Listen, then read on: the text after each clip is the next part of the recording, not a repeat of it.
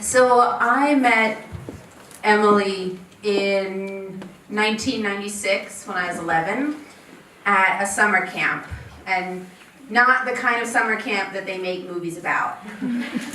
It was the worst summer camp that has ever been summer camped. Every day, my parents would drop me off at the YMCA with 15 other pre-teens.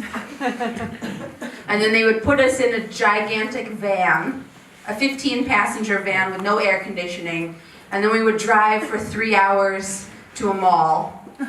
And then we'd have $8 and 45 minutes to walk around the mall, and then we would drive back. And that was travel adventure camp.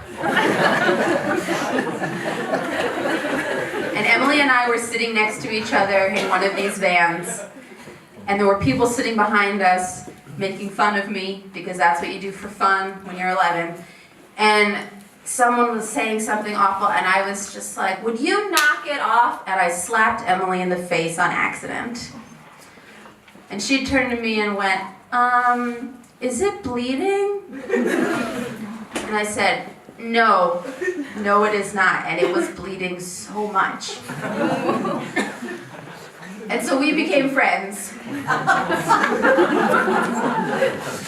And now she has a scar. Emily was like a sister that I have never had, even though I have a sister, and she has several sisters. She was like a good sister.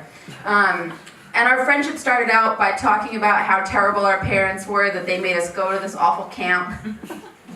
But then it was a friendship based on the fact that we both had crazy moms. Like absolutely crazy moms. And our phone calls were just, "Do you hear what my mom said? Can I tell you what my mom said? You have to hear what my mom said."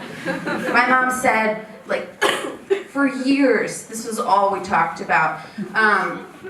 And we lived 5 hours away from each other. I lived downstate, close to New York City, and she lived upstate in the mountains. And when we turned 16, and we both had our birthdays in the same week, things started to like cool off a little bit, because this terrible thing happened where Emily got cool, and Emily got friends. And Emily's mom bought her a cell phone, and Emily's mom got her a car. And Emily's mom wasn't so crazy anymore. And Emily had friends that she took in the car and called on the phone, and she never wrote me letters anymore, and she never called me anymore. And I thought, I'm gonna win her back. So for her 16th birthday, I made her like 16 tiny presents that I put in a giant box. Like little socks that I knitted, and a mixtape that I made her, because you could still make mixtapes in the 90s. And I gave her this gift after not really talking to her for almost a year. And she was like, "Oh yeah, your birthday, that's right, I got you something too." And she went to the backseat of her car, and she handed me a plastic duck. It was about this big. Just a plastic yellow duck. She was like, "Yeah, I saw it at the mall yesterday and it reminded me of you." It's like,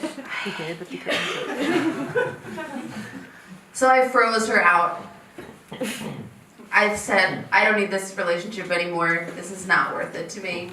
This person clearly doesn't appreciate me. This is not someone I want to continue being friends with."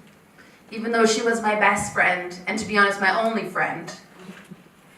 And a year went by, and then another year. We didn't talk, we didn't hear from each other at all.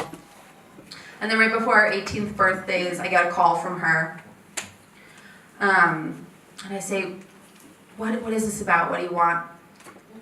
And she's like, "I'm in the car right now. I have my 2 sisters in the car. Something bad happened. We can't live with my mom anymore. Where are you?" And I was like, "Wherever you are, I'll meet you." So we meet in New York City a few hours later. Turns out bad things have happened. She has to live with her dad now in New York City. She's never been there before. Her sisters have never been there before. Everyone has no idea what's going to happen. And our birthdays are the next week. So I go out to see her, and she's like, I'm so sorry. I'm so sorry to call you. I'm so sorry I haven't called you. I can't believe that we've gone so long without speaking. These people I thought were my friends aren't really my friends. They just like my phone and my car. And I was like, I know they just liked your phone and your car, and I missed you. And I got you a birthday present. And I handed her back the duck. And then the next year, she gave the duck back to me. And I'm 32 now, and we've been giving each other this duck back and forth for 20 years. Thanks.